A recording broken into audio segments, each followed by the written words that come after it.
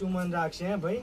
ભલે રાવ જે કદાચ સાચું મન રાખશે, જે સાચું દિલ રાખશે, જે સાચી નીતિ રાખશે, જે નીતિ નિયમોનું આ નવરાત્રી ગોડાવ ચૈત્રાઓમાં જે પાલન કરશે ને, હું માતા એને જરૂર એવા આશીર્વાદ આલીશ કે એની કુળની કુળદેવી એને જે કદાચ જે ભાઈ ભક્તો જે પોતાની માતાને ખોડિયારને મહાકાળીને હરસિદ્ધિને આશાપુરાને ચામુંડાને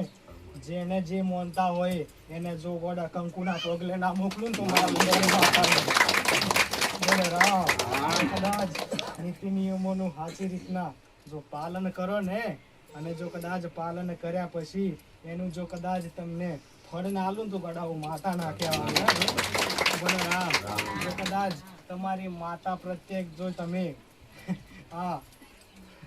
નોરતામાં ગોડાઓ હે ભાઈ આ ચૈત્ર નવરાત્રીમાં જો કદાચ હું તમને કહું અને એ રીતના તમે જો કદાચ પાલન કરશો ને તો માતા એવું જરૂર કહીશ કે 100% તમને તમારી માતા જોડે ભેટો કરી આલે. ભલે રાવ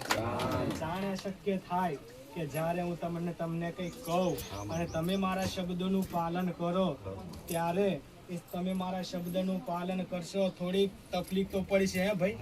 પણ જે હું બોલું એ તકલીફનો તમે સામનો કરશો અને તકલીફમાં જો કદાચ મને માતાને જોડે રાખી અને તમે હું જે કહું એ કરશો ને ત્યારે એ કોમ શક્ય બનશે.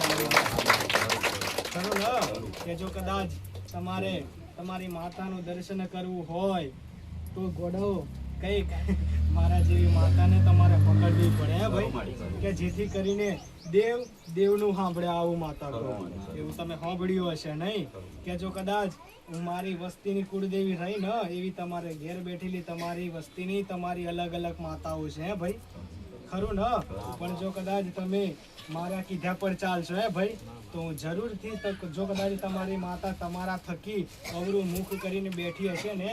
તોય ગોડા હું તમને ભોળિયા સમજી ન તમારી માતાને રાજી કરીને તમને હુક્યા લઈશ. ખરું ને જો કદાચ તમારી માતા તમારું કીધું ના કરે ને અને જો કદાચ તમે મારા પારે આવો અને મારા પારે આવવા છતાંય જો કદાચ તમને તમારી માતા કઈ પ્રમાણ ના લે ભાઈ, કઈ પ્રમાણ ના લે કે કઈ તમારું દુઃખ ના જોવે કે જો કદાચ તમે કહો જો કદાચ તમે એવું કહો કે માતું મને સપને આવજે, જો સપને ના આવે ને એ ગોડાઓ તમને જે મનમાં તમારી માતા થકી કરાવવાની ઈચ્છા હોય ને એ ખાલી હું 2 શબ્દ કહું એટલું ખાલી તમારા મનમાં ઉતારી લેજો, તમારી માતા જોડે 100% વાત કરાવી.